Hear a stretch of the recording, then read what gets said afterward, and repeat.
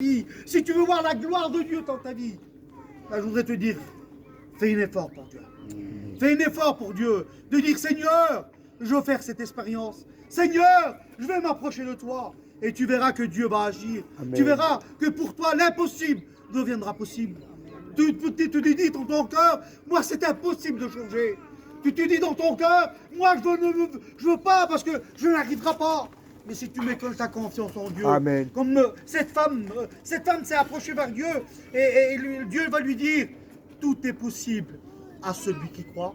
Je voudrais te dire que ce soir, et si tu crois de tout ton cœur, le Seigneur va agir dans ta vie. Donc Seigneur, Amen. Alors dans Matthieu 2 au verset 15, il nous dit, j'ai appelé mon fils hors d'Égypte. Égypte, comme je vous ai expliqué tout à l'heure, c'est le pays de l'esclavage. Mais là, il dit, j'ai appelé mon fils hors d'Égypte. Combien de fois que Dieu t'a appelé? Combien de fois que Dieu t'a interpellé par sa parole? Combien de fois que Dieu t'a dit tout simplement de faire un effort, de sortir de ce monde? Et Dieu ne cessera, comme je vous ai dit tout à l'heure, ne cessera jamais de te parler. Dieu ne cessera jamais de te parler parce qu'il t'aime. Amen. Il veut te sauver. Il veut te pardonner. C'est pour cela qu'il nous dit, j'ai appelé mon fils, et comme je parle du fils, je parle de la fille. Il dit, j'ai appelé mon fils, ma fille, hors d'Égypte. Et je vous dis tout à l'heure, combien de fois que Dieu t'a appelé, mais tu ne prends pas garde. La Bible dit que Dieu parle tantôt d'une manière, mais l'homme et la femme ne prend pas garde. Mais je voudrais te dire, prends garde à la parole de Dieu. Prends garde à ce que Dieu te dit. Parce que Dieu te parle dans ton cœur. Et il te dit de faire un effort. Mais c'est à toi ce soir. C'est à toi de dire, Seigneur, si tu veux être délivré, si tu veux être changé, c'est à toi de dire, Seigneur, viens agir dans ma vie. Amen. Viens agir dans mon foyer. Viens agir. Et ce soir, c'est à l'occasion tout simplement de le faire. Gloire au Seigneur. Amen. Il nous dit aussi, dans Genèse 13 au verset 3, il nous dit, Abraham sortit d'Égypte et alla à Béthel. Quelle différence, Seigneur, ces deux pays. On voit que tout à l'heure, comme je vous ai dit, l'Égypte, c'est le pays de l'esclavage. Mais là, on voit que Abraham sortit. Il n'a pas rentré, mais il a sorti d'Égypte et alla à Béthel. Béthel veut dire la ville de la paix. Voilà ce que Dieu veut faire. La ville de la joie, la ville du bonheur. Je voudrais te dire que Dieu veut te faire changer de ville ce soir. Il ne veut pas que tu sois tout simplement dans ce pays de l'esclavage, mais il veut que tu sois dans le pays de la paix. Amen. Le pays de la joie. Vous savez, c'est merveilleux comme il y a la paix et comme il y a la joie dans un foyer.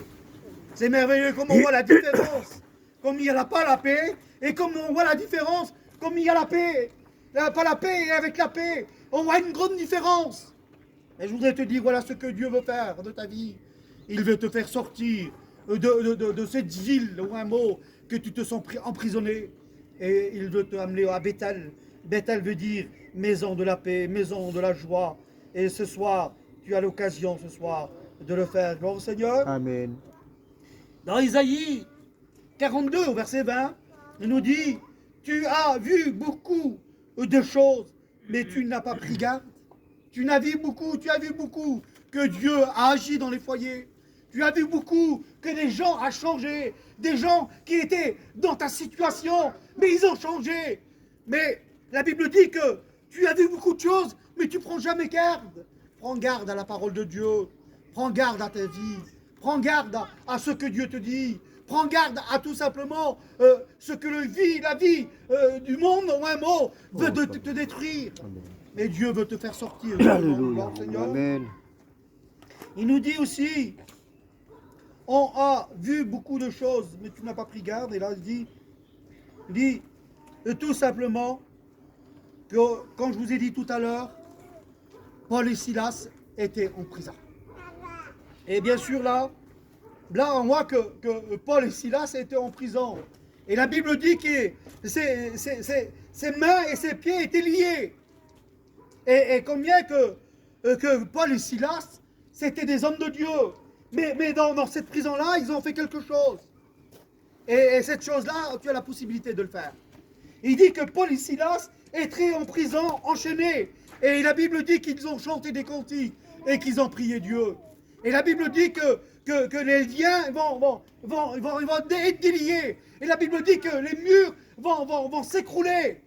Je voudrais te dire que ce soir, tu as l'occasion de prier Dieu. Tu as l'occasion de lui demander. Et si tu es enchaîné par des chaînes, si tu es enchaîné par des murs ou un mot, je voudrais te dire que Dieu veut te faire sortir de cette prison-là. Je voudrais te dire que ce soir, que tu as l'occasion de dire, Seigneur, je veux prier. Seigneur, je veux te demander ce soir. Et ce soir, Dieu va le faire. Gloire au Seigneur. Amen.